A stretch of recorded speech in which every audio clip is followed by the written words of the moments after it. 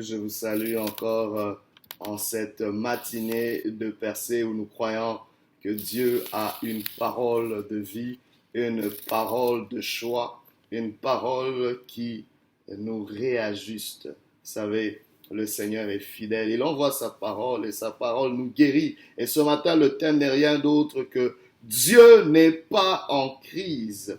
Dieu n'est pas en crise. Pour ceux, nous lisons 1 Roi chapitre 19, versets 2 à 6. La Bible dit ceci.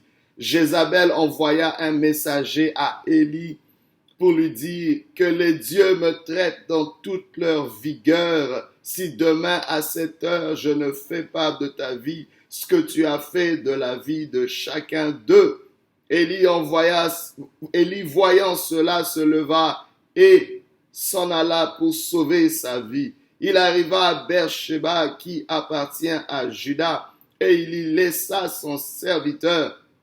Pour lui, il alla dans le désert où, après une journée de marche, il s'assit sous un genêt et demanda la mort en disant « C'est assez, maintenant, Éternel, prends mon âme car je ne suis pas meilleur que mes pères. » Il se coucha et s'endormit sous un genêt. Et voici, un ange le toucha et lui dit « Lève-toi, mange. » Il regarda et il y avait à son chevet un gâteau cuit sur des pierres chauffées et une cruche d'eau. Il mangea et but, puis se recoucha. Dieu n'est pas en crise.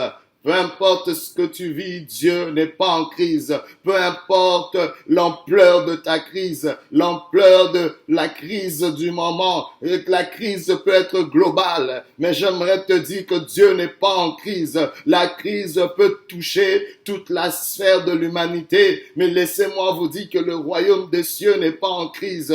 Le trône de Dieu n'est pas en crise. Dieu est toujours assis sur son trône. Il est encore sur son trône. Et parce qu'il est sur son trône, il peut réajuster ce qui se passe sur la terre. La Bible déclare que la volonté de Dieu soit faite sur la terre comme au ciel. Oh bien-aimé, s'il y a un décalage entre le ciel et la terre, laissez-moi vous dire que le temps que le ciel est encore debout, tant que le trône de Dieu est encore sur place, il y a de l'espérance pour la terre. Il y a de l'espérance pour ceux qui vivent sur cette terre. Dieu n'en a pas encore fini avec les affaires de la terre. Tant qu'il y aura un homme, tant qu'il y aura une femme qui se lève pour s'abandonner, pour dire « Seigneur, malgré ma crise, je crois que toi, tu n'es pas en crise. Tu peux ramener les choses. » Mais la grande question qu'on se pose, si Dieu n'est pas en crise, pourquoi permet-il tant de crises? Pourquoi laisse-t-il les crises se multiplier, même pour ses fidèles serviteurs, même pour ceux qui se donnent corps et âme pour sa cause? Comme nous le voyons dans ce texte, un homme, un vaillant homme, my God, Élie, le prophète Élie, wow, c'est quelqu'un qui s'est levé pratiquement seul contre toute une armée de faux prophètes. Il a, oh my God, pratiquement à lui seul ramené les cœurs des enfants d'Israël, fait descendre le feu. Il a fait fermer le ciel pendant 3 ans et demi pour qu'il ne pleuve pas, simplement parce qu'il y avait une apostasie, simplement parce que le peuple s'était détourné de Dieu. C'est celui-là même qui a confronté les prophètes de Baal et en un combat singulier pratiquement pour dire que le Dieu qui répondra par le feu, c'est celui-là qui sera Dieu. Il a réussi, il a relevé ce défi, réussi ce pari et le peuple s'est rallié à lui-même. Cela n'a pas suffi pour changer le leadership qui était toujours entêté à continuer à servir les dieux Baal, le leadership de Jézabel et du roi Akab. Et c'était quelque chose de, vous savez, quand vos résultats ne rencontrent pas vos attentes, cela peut vous amener dans une crise. Cela peut vous amener dans une crise. Il y avait plusieurs éléments qui ont amené Élie dans cette crise où il se retrouve pratiquement dépressif, suicidaire, demandant la mort. Comment est-il en arrivé là? Comment arrives-tu dans une crise? Pourquoi est-ce que Dieu permet cette crise? Tant de questions. Quand on se met dans la peau d'Élie, on se dit, waouh, qu'est-ce qui se passe? Quand vous regardez les chapitres précédents, vous vous dites, Élie était au top. au top de sa vie, au top. Tout le monde était, waouh, quel homme de Dieu puissant. Mais là, subitement, un chapitre après, l'homme de Dieu est complètement par terre. Laissez-moi vous dire, la vie est faite de fluctuations. Il y a des hauts et de bas. Cela, c'est le principe de la vie. Dieu nous laissera passer par des moments hauts et dans des moments de bassesse. Mais laissez-moi vous dire, le Dieu de la montagne est aussi le Dieu de la vallée. Vous savez, les deux montagnes ne se suivent pas. Entre deux montagnes, il y aura toujours une vallée. C'est ça la crise. Oh, si tu veux aller de montagne en montagne, laisse-moi te dire, il te faudra descendre et passer par une crise, passer par une vallée. Laisse-moi te dire qu'une crise est un passage. Une crise est un passage vers une autre montagne. Et une vallée est un passage vers un autre sommet. Le Dieu qui t'a appelé t'appelle vers le sommet. Le Dieu qui avait appelé Élie l'appelait vers le sommet. Son mandat, c'était de ramener le cœur du peuple à Dieu, de prouver que c'est l'Éternel qui est Dieu, c'est l'Éternel qui est Dieu. Et j'aimerais vous dire que cette mission a non seulement été accomplie, mais d'une façon extraordinaire, parce que Dieu a plus d'un tour dans son sac. Laissez-moi vous dire que le succès dans la succession, parfois, nous ne voyons pas les choses de la même façon que Dieu. Et nous avons des attentes qui ne ressemblent pas à celles de Dieu. Mais vous savez, Dieu va permettre une crise afin de nous faire grandir. C'est vraiment ça le seul but, parce que la prochaine montagne, le prochain sommet de ta vie a besoin que tu sois un nouveau toi, a besoin une autre version de toi, a besoin d'une nouvelle maturité, venant de ta part. On le voit même à l'école, bien-aimé, avant de passer dans une classe supérieure, tu dois passer par un test. Je dis bien, tu dois passer par un test. On ne dit pas que tu vas rester dans un test, on dit que tu vas passer un test. On ne dit pas que tu vas rester dans une crise, mais tu vas passer dans une crise. J'aimerais te dire, peu importe la durée de ta crise, tu vas passer, parce que Dieu n'est pas en crise.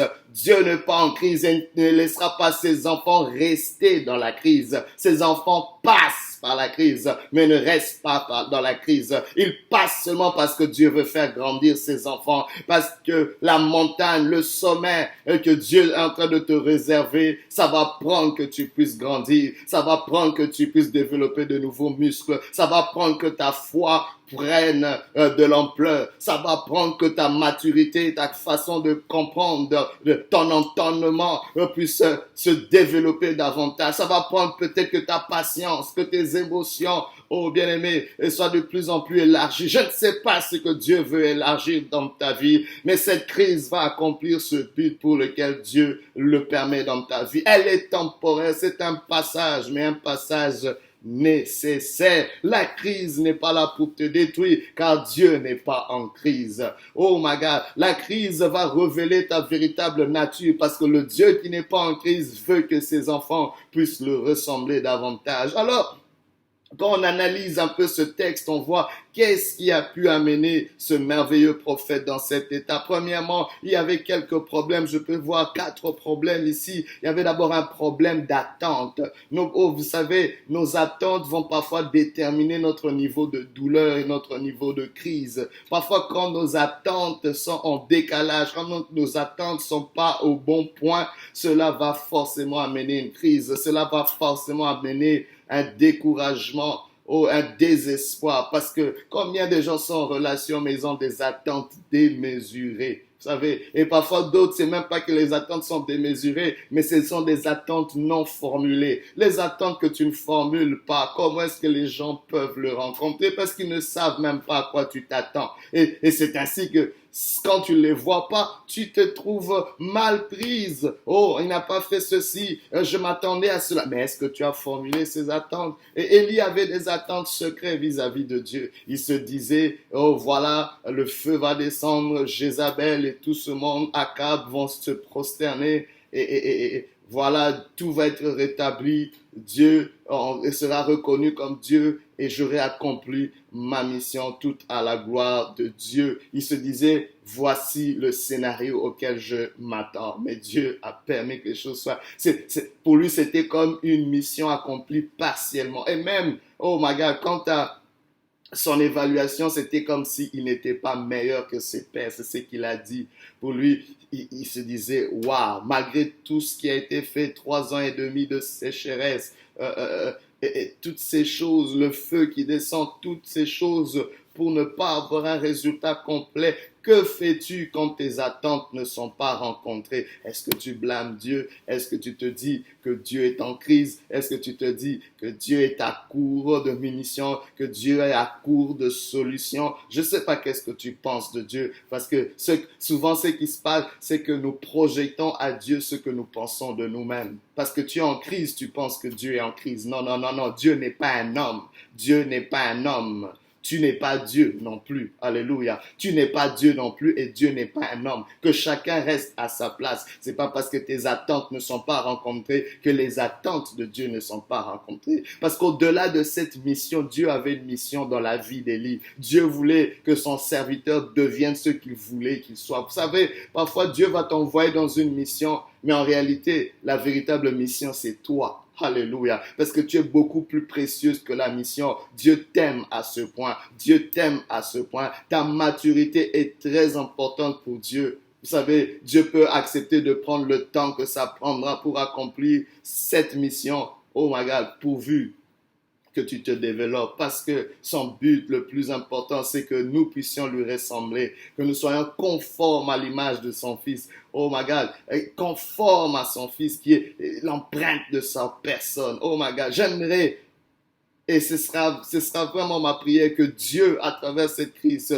te permette de le rencontrer, de devenir davantage comme lui. Rappelez-vous, il a dit que l'homme devient une âme vivante. Son but, c'est que tu deviennes davantage ce qu'il t'appelle à devenir. Le deuxième problème qu'Élie avait, à part les attentes démesuré, c'était un problème de focus, un problème de focus. Quand il a vu que ses attentes n'étaient pas rencontrées, ses yeux n'étaient plus fixés à la bonne chose, ses yeux n'étaient pas fixés à Dieu, ses yeux n'étaient pas fixés au but de Dieu. Ses yeux étaient fixés maintenant à sa condition. Ses yeux étaient fixés sur les paroles de Jézabel. Parce que Jézabel, qui a eu écho de ce que Élie avait fait aux prophètes de Baal, il les avait tous égorgés, 450 prophètes. Et elle était tellement furieuse. Elle a juré qu'elle allait mettre en pièces Élie, qu'elle allait lui faire subir ce qu'elle avait fait subir aux prophètes, c'est-à-dire la mort. Et tout ce que Élie voyait, c'était sa mort. Tout ce qu'Élie voyait, et il a même répété, donne-moi la mort. Pourquoi c'est venu comment? C'est parce que c'est une parole qui a été injectée par Jézabel, cette reine sorcière carrément.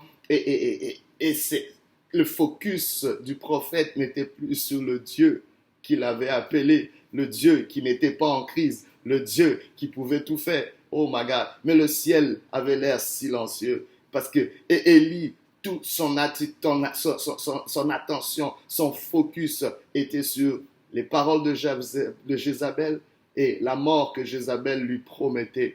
Et cela avait des... Vous savez, je ne sais pas, votre focus va déterminer votre condition, va déterminer vos démarches, va déterminer vos stratégies. Je ne sais pas, tu es peut-être dans une mauvaise stratégie. Parfois, le problème, ce n'est pas la stratégie. Ta stratégie est une conséquence d'un mauvais focus. Je ne sais pas. Qu'est-ce qui attire ton attention? C'est peut-être une parole, c'est peut-être une fausse promesse, c'est peut-être une promesse qui n'a pas été, c'est peut-être une menace, c'est peut-être quelque chose qui s'est passé au travail ou en relation. Je ne sais pas. Oh my God, qu'est-ce qui est en train de prendre de la place dans ton entendement, dans ton focus? Aujourd'hui, sors de ce focus et ramène le focus sur le trône, car Dieu n'est pas en crise. Dieu n'est pas en crise. C'est là que tu dois ramener ton focus et non sur les paroles de Jézabel. Et le troisième problème qu'on peut voir ici, c'est un problème de stratégie. Un problème de stratégie. La stratégie qu'Élie prend maintenant, c'est de s'isoler. Et la Bible déclare qu'il laissa son serviteur et puis il est allé dans un autre lieu, seul, juste, vous savez, il s'isole, il prend une direction sans Dieu. Sa stratégie, c'est prendre une direction, une démarche sans Dieu. Il va dans un lieu que Dieu lui avait pas demandé d'aller. Il prend la décision de s'isoler de son propre serviteur qui pouvait le soutenir. Il s'isole de tout système de support qu'il pouvait avoir. My God, c'est pas le moment de rester seul. Là, dans cette crise, j'aimerais te dire, ce n'est pas le moment de rester seul. Si Dieu te donne quelqu'un, accroche-toi, car c'est une provision. Parce que il n'est pas bon que l'homme soit seul, la Bible déclare. Il n'est pas bon que l'homme soit seul. Dans cette crise, tu as besoin d'être accompagné. C'est pas une bonne stratégie de t'isoler parce que tu as mal ou parce que tu penses que personne ne te comprend. Il y a des gens qui sont déjà passés par là. Tu n'es pas le premier à passer par une crise, car Dieu n'est pas en crise. Il y en a qui sont passés avant toi et qui peuvent t'aider, qui peuvent. Oh, la stratégie, c'est d'être accompagné. La stratégie, c'est d'avoir une orientation du Dieu qui n'est pas en crise. Il connaît le chemin. Il connaît le chemin qui mène vers le prochain sommet. Il connaît le chemin qui pourra te permettre de gérer cette crise. Le quatrième problème d'Élie, c'était un problème de conséquences. Parce que les stratégies n'étaient pas bonnes. La conséquence, c'était la dépression. La dépression. Oh, carrément, une dépression qui allait l'amener au suicide. Quand il dit, Seigneur, donne-moi la mort. Au fait, wow. À un moment, je me dis, bon, s'il voulait vraiment la mort, pourquoi est-ce qu'il n'est pas allé dans les bras de Jézabel et dit, Jézabel, je suis là, tue-moi. Il y a quelque chose qui ne marchait pas dans sa tête. Les conséquences, c'est qu'il était déprimé. Il y avait une forte négativité en lui. Et la dépression est une forte réalité aujourd'hui qui est en train de vraiment anéantir cette société dans laquelle nous vivons aujourd'hui. Beaucoup en arrivent à cause de ces différents problèmes. Mais laissez-moi vous dire, le Dieu que nous servons n'est pas en crise. Le Dieu que nous servons n'est pas en dépression. Oh, bien que la dépression que tu vis peut-être est réelle, mais laisse-moi te dire, le Dieu que nous servons, que tu sais, que tu invoques, est aussi réel et encore plus réel. Il peut te sortir de là. Il peut te ramener parce que qu'est-ce qu'on voit? Dieu n'avait pas abandonné son serviteur. Il envoya un ange, my God, un ange pour nourrir Élie, un ange au moment opportun, un ange pour lui donner une nouvelle force. Il y avait une provision qui venait du ciel. Ça ne venait pas de la terre, mais du ciel. Pourquoi? Parce que Dieu n'est pas en crise. Dieu n'est pas en crise, car c'est de là que viendra la provision, c'est de là que viendra la stratégie, c'est de là que viendra le bon focus, c'est de là que viendra les bonnes attentes. Et Élie, à 2 reprises, l'ange lui a donné cette nourriture, cette boisson pour le fortifier. Et il a marché pendant 40 jours, 40 nuits. My God, quelle force! Sans s'arrêter, il y avait quelque chose. Dieu sait replacer les choses et Dieu lui a donné un successeur. Dieu lui a donné des instructions claires. Dieu lui a révélé son cœur. Il a dit, tu n'es pas le seul qui soit resté. Il y en a d'autres qui n'ont pas fléchi devant Baal. Mais j'aimerais te dire, toi qui entends la parole de Dieu, aujourd'hui n'endurcis pas ton cœur, car Dieu est en train de faire quelque chose. Il n'est pas en crise. Le ciel n'est pas en crise, même si tu es en crise. Oh, laisse-moi te dire que Dieu veut t'amener dans un nouveau niveau. Tu as besoin de plus de foi en lui. Tu as besoin d'une stabilité en lui. Tu as besoin d'apprendre de gérer tes émotions. Tu as besoin de persévérance. Tu as besoin d'avoir confiance aux dons que Dieu a mis en toi. Aujourd'hui, reçois cela. Que Dieu te visite. Que Dieu te fasse du bien. Car Dieu n'est pas en crise. Et tu passeras à travers cette crise. Dans le nom de Jésus, sois béni de Dieu. Que l'Éternel te fasse énormément du bien. Alléluia. Dieu n'est pas en crise.